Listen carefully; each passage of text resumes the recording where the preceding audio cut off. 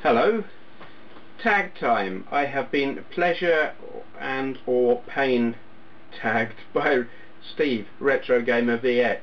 I like this. This is a good tag. It's interesting. So the first question is, have you ever beaten the experts? And by this Steve means bought something for a bargain, you know, from an eBay seller or wherever, and you know, got something for an absolute bargain, considerably less than the going rate. Yes, I have. My first thought was my Atari 2600 Heavy Sixer. Now at that time they were selling for about £100 loose, and I got mine with 30 games for £50, which I thought was an absolute bargain. The seller just didn't know what it was. She was selling it for her nephew, something, don't know. He didn't know what it was. It was just an old console he had knocking around. She didn't know anything about it at all.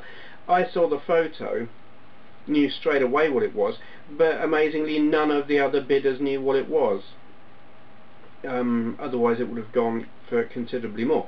But that's not the most impressive. That's not my that isn't my answer. It would have been, except for this thing.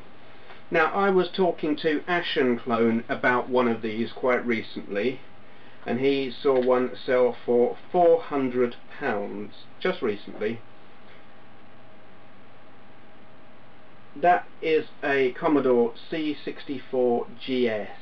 It's the games console version of the Commodore 64. It is a piece of junk. It's rubbish. There is no good reason to own one, except that they are quite rare and apparently worth quite a lot of money. I bought that from a car boot sale around 1996-97. £10. £10, and they're going now for insane money apparently. I mean, I've seen them sell for the £150 mark, but if what Clone saw was typical of what they're selling for now, well then they're worth quite a lot. Next question. What gaming character do I most identify with? Had to think about that for about a second. Gordon Freeman. When I was at the, what is it, North One TV studio, where they record the Gadget Show, what's his name, Jason Bradbury, just took one look at me and said, "You're Gordon Freeman, aren't you?" And I was like, no, but that's a real compliment. Yes, I do relate quite strongly with Gordon Freeman, because he is he doesn't say anything. He's just there, and he's got the glasses and everything, and okay, I don't wear the weird orange suits, and I'm not the hero type. I'm not even the strong silent type.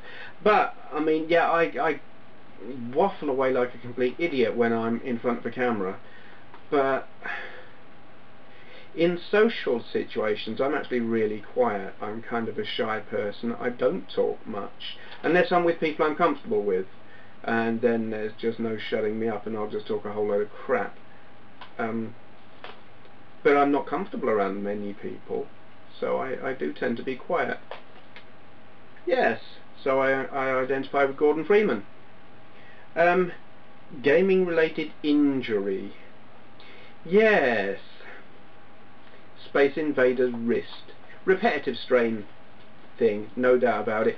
When I was young, Space Invaders was new. So what are we talking about, 1982-ish? Something, not sure. And I kept going to this cafe in Stony Stratford, Milton Keynes, near where I lived, and all my pocket money and whatever, you know, I would pump into the Space Invaders machine, and my wrist started hurting. No perverted comments, please. And my mother took me to the doctor, because all she knew was my wrist hurt. the doctor said so, you know, have you been doing anything unusual that you wouldn't normally do? And I said, I've been playing a lot of Space Invaders. And he was like, oh, how does that work then? And I was telling him, you know, you've got these two buttons, trying to explain the actual physical motion of playing it and how maybe that was causing my wrist to hurt. And he was like, no, they're not. How does the game work? What are the rules? You know, he didn't give a crap about my wrist hurting. He wanted to know how to play Space Invaders. He was a shit doctor anyway. Yes. So at the end of it, he got back to my wrist and said, well, stop playing Space Invaders and you'll be fine. I thought, great, thanks. I'll say it was crap.